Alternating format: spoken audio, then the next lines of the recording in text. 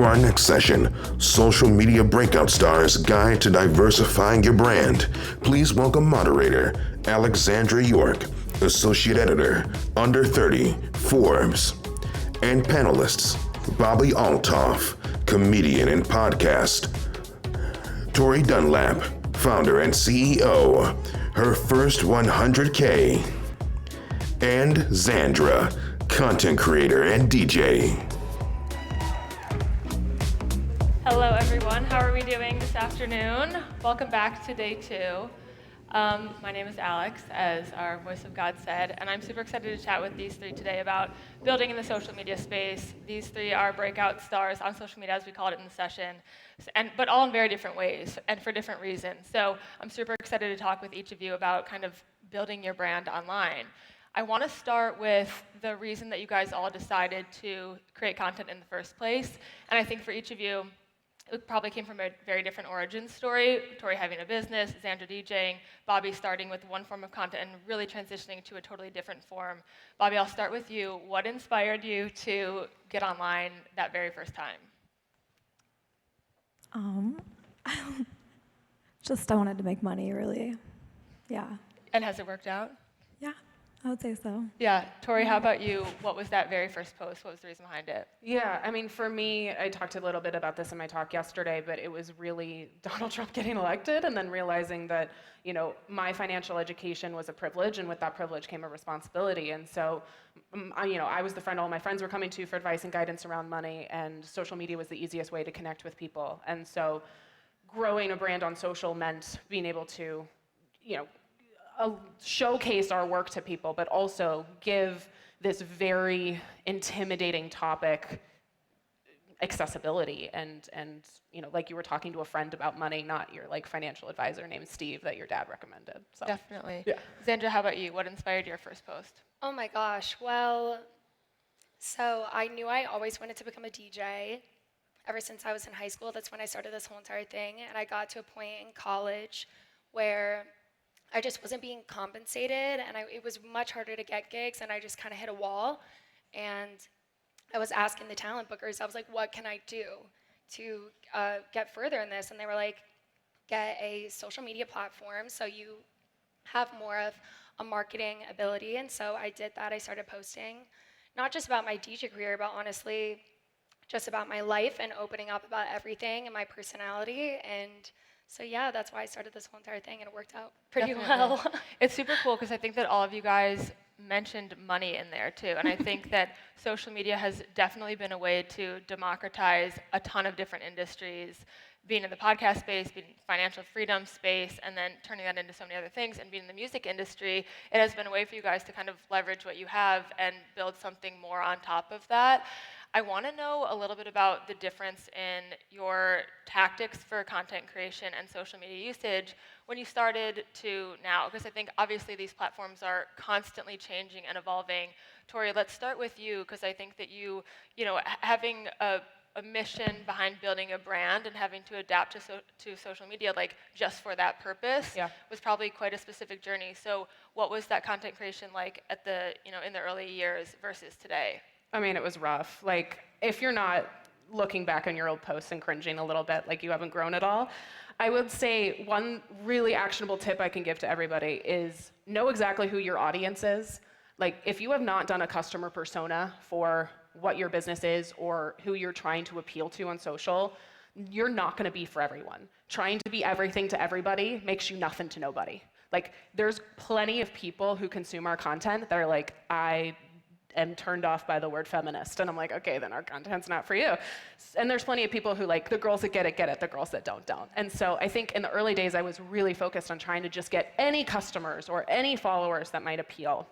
And as soon as we got really specific about what we were trying to do, have an opinion about it, is when everything started changing.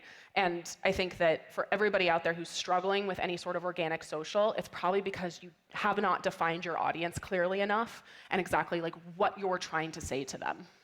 Bobby, who would you say your audience is today? Being in the podcast space, you can ideally appeal to anybody. It's such a global platform. What's your target audience that you're trying to reach? I don't really have one. Okay.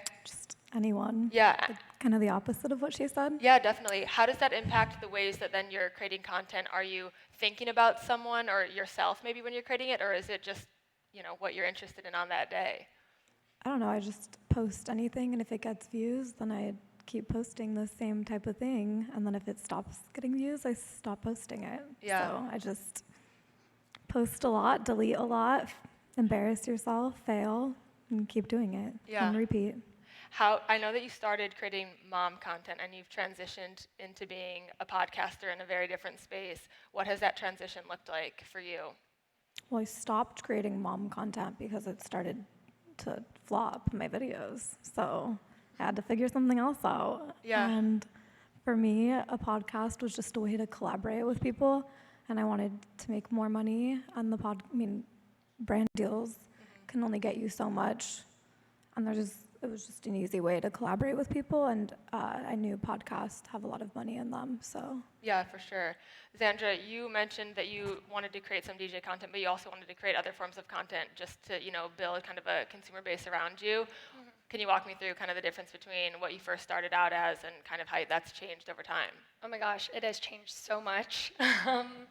I started obviously when I was in college and talking about going to class and just being very open and honest about my life. I mean, it was get ready with me for pool parties and tailgates and being really hungover and going to class, and that was such a fun time in my life. But obviously, you grow a lot, just as you were all saying, and it kind of got to a point where everything was doing really, really well, and then I really wanted to take off with my DJ career, and I wasn't really able to do that when I was still in school, because obviously I really wanted to graduate. I was traveling a lot. That was a scary moment for a little bit.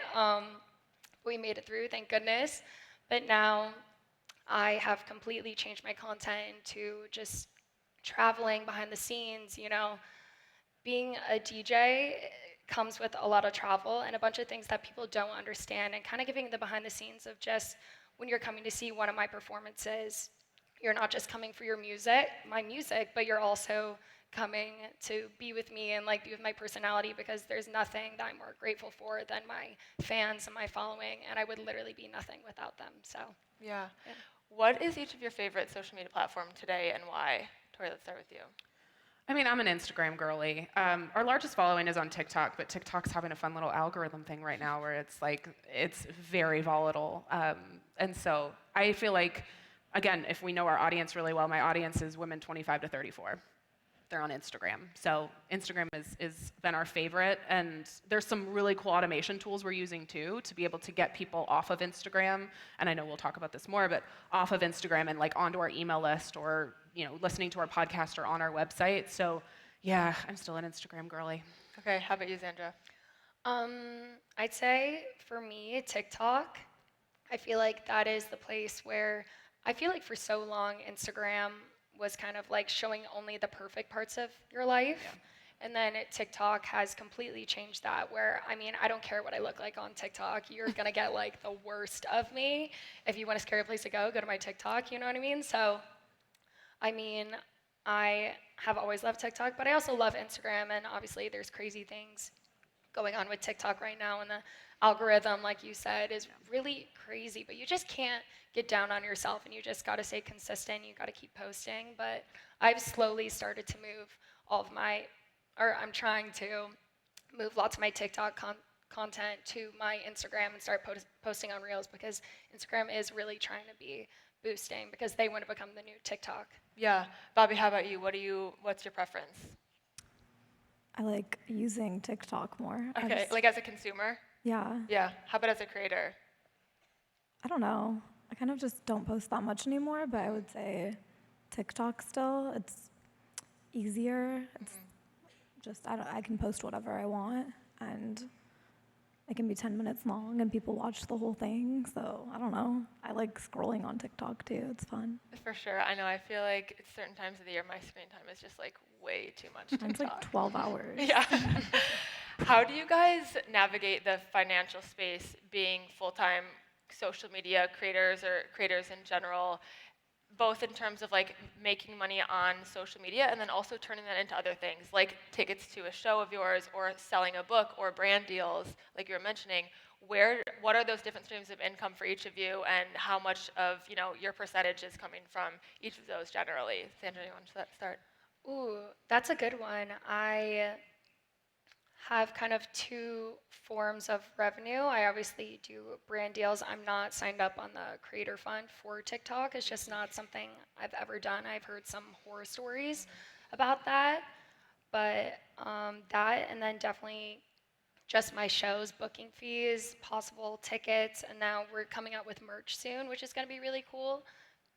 But those are definitely my streams of revenue, I guess, and it's all about having an amazing team behind you that is working with you and they know your goals and what you want out of it, and just making sure everything is very, very unison so you can get further in it. But yeah, those are my main. I don't know, I kind of went around a circle a little bit. No, I think that's super helpful to know, though, that like there's a different purpose for each of these things that you're doing, and that's like the point of this session is like, how do I diversify? Because like you guys have mentioned too, TikTok is kind of volatile. Even though it's like allowing a lot of people to grow right now, there's also some hesitancy with it, as with any social media platform. And I know, Tori, you talk about this a lot, like owning your content can be super valuable. So walk me through what your streams are and how you've kind of pulled people from one platform to the next. Yeah, and I think this started, you and I had a conversation in a cafe in New York about this, of like, if you grow on social media, right, social media, organic social media is an incredible tool for growth.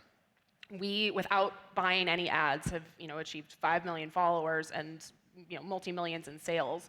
But to your point, and everybody's point here, social media is volatile. You are building on land you don't own. And if the algorithm changes, if they take your account down, that's a thing. They took our Instagram account down 6 months ago out of nowhere, and we got it back, luckily. But let's say we didn't. So you have to be thinking, especially if you want to move beyond just content creation and want to actually build a sustainable business, you need to get people off the platform you don't own and onto a platform you do. So I'll tell you a story really quick. In 2021, I had a video go viral on TikTok in, it was like April. We got millions of views in a week, and we got some press coverage for it. And the thing that I did in the caption was I said, free quiz to discover your money personality linked in our bio.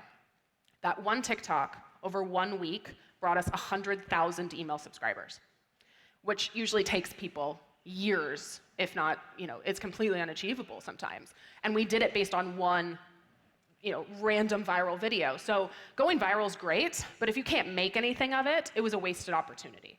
So build on platforms where, you can use all of their services and all of their unique features to catapult what you're trying to do. And then figure out a funnel, get them off of the platform so that you can sell whatever you're trying to sell through an email list, through a podcast, through a book, through a platform that you have a lot more control over versus the Instagram or TikTok or Facebook. Anybody using Facebook? I don't know. The algorithms, right, that you have no control over. Yeah, definitely. Bobby, I want to ask you, because I think that there are a lot of people that are super interested in the podcast space. What is your best piece of advice for turning a bit of content like that into something that you can monetize? How have you gone about building these brand partnerships and other ways that you're bringing in money? I just get emails from my agency, and they say how much the brand's gonna pay, and I say okay, and then I make the videos they want. I don't know. I make a lot of money though from views. Mm-hmm. The TikTok Creator Fund, I've had months where I make over 100,000, and I think at the lowest month, even now that I'm barely posting, I make at least 8,000 a month on that, just on TikTok and on YouTube. But on the podcast, I really don't know. I barely monetized my podcast this last month, in June actually. I signed to a studio. They bought my ad space. So before that, I was kind of just doing ads with my brand, with WME. Yeah. But yeah, now I make even more money than I used to make because I get paid.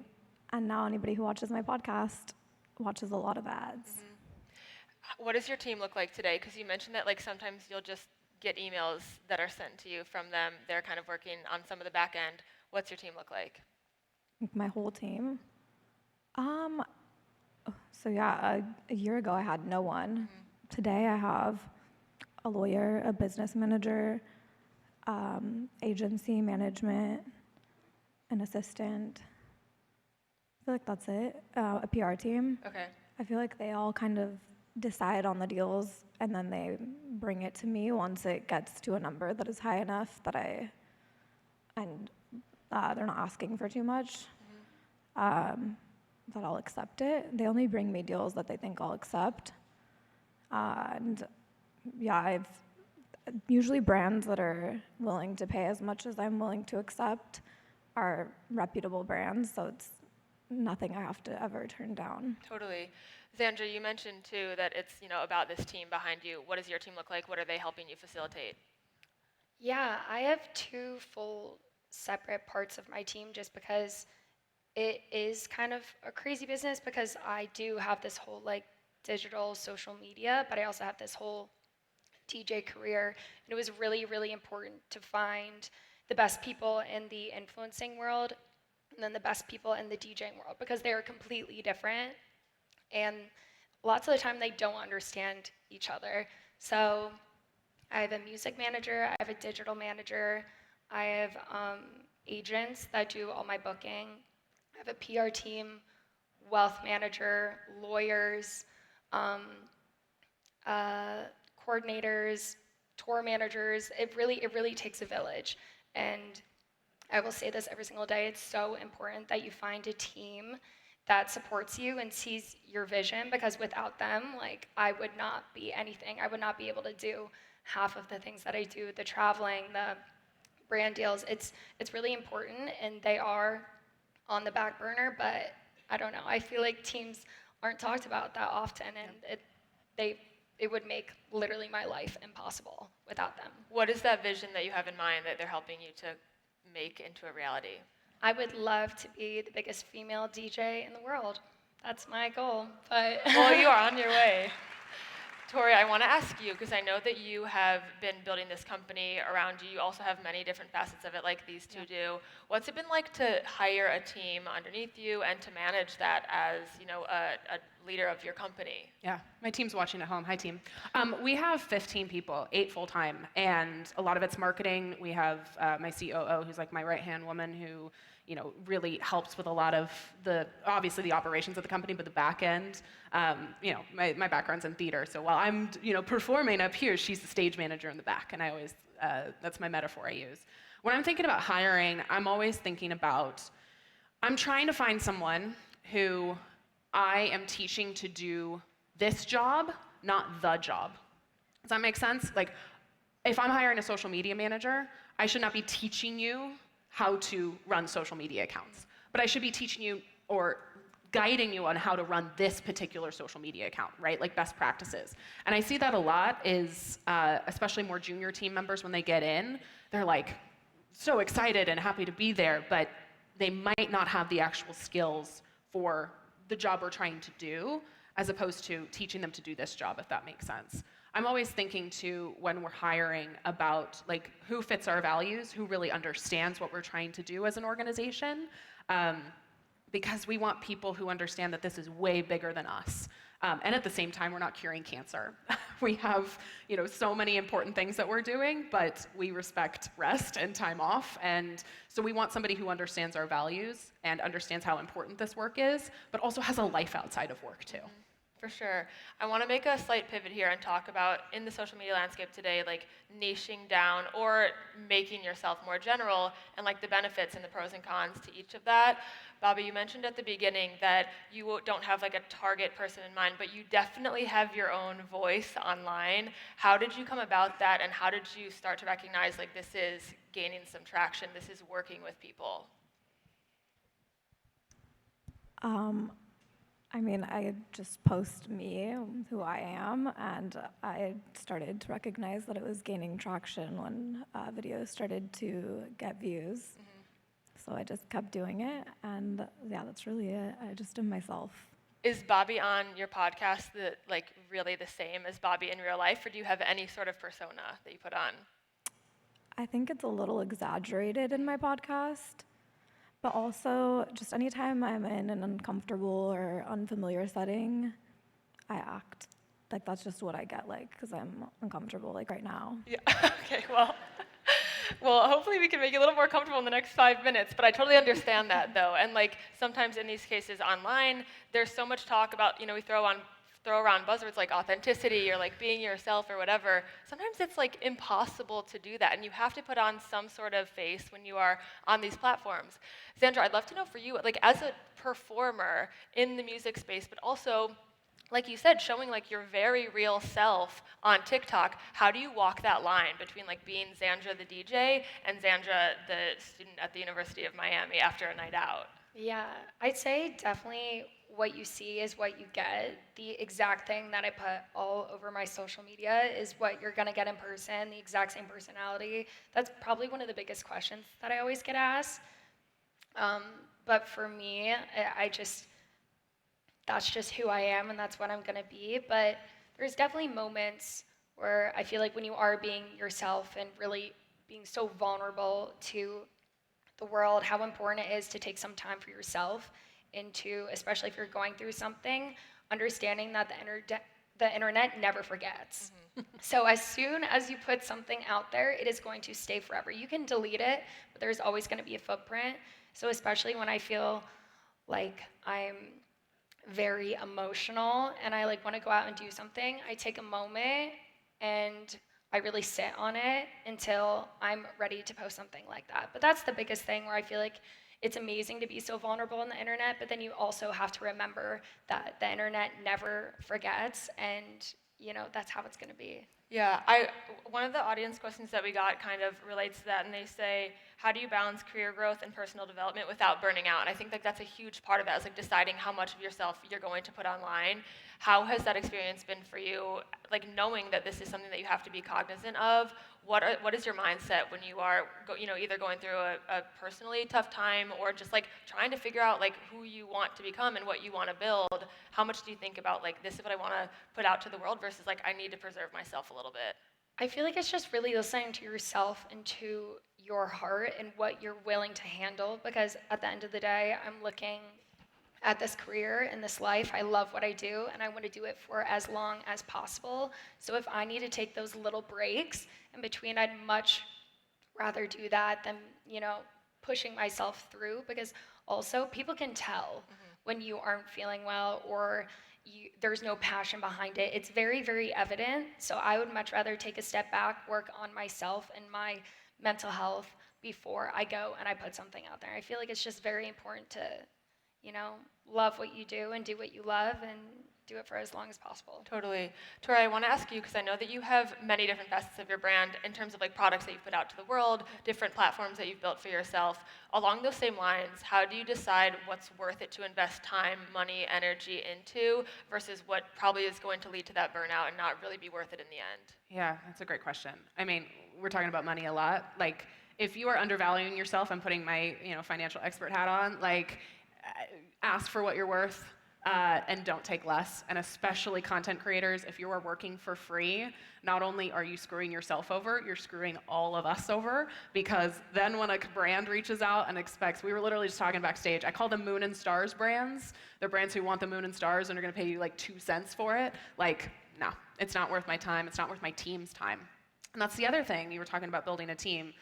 My time is so valuable. I feel it, my team feels it, but also if you're a dick to my team, like absolutely not. I will not tolerate it. Like it's my job to make sure that they're having a good time. So that's a huge aspect of it. The other thing for me, we were talking about, figuring out how to preserve your mental health. I feel like business comes in seasons, and for ambitious people, rest is very foreign to us often. It can be very hard. And so what I'm trying to do more is figure out what are ways that I can build the business that I have more control over, so I can take some time off, or so that we can, take the foot off the gas a little bit. And so, this is very acute for us, but we were selling all of our products at a very, very accessible price point, like some of them under $50. And now I have a book. We have 100, 200 episodes of our podcast that are free or low cost. So now we're thinking about how can we build programs and spend a lot of time making that program the best it can be so I can put a $600, $700 price tag on it. And if someone can't afford that, cool, you got a book and podcast too. For sure. With just 1 minute left, I want to know what you guys each think of as the future of this industry. Do you have any predictions for the next 1 to 3 years, or any trends that you're seeing that are really going to have some longevity moving forward? You want to start? No. Okay, we'll start with Sandra. We'll come this way. That's a hard one because I feel like social media is constantly changing. I feel like from one day to the next, so it's really hard to kind of look into the future. I mean, if you would have asked me 2 years ago, this is what I'd be doing, and I'd be sitting on a stage at Forbes, my hometown, I'd be like, shut up, but now we're here. So I'd say just, I don't know, Tori, I feel like this is a you question. I got you. We gotta get off of land we don't own. I know that sounds redundant. I've already talked about it, but use the social platforms for your own gain and then ditch them when they're no longer useful to you.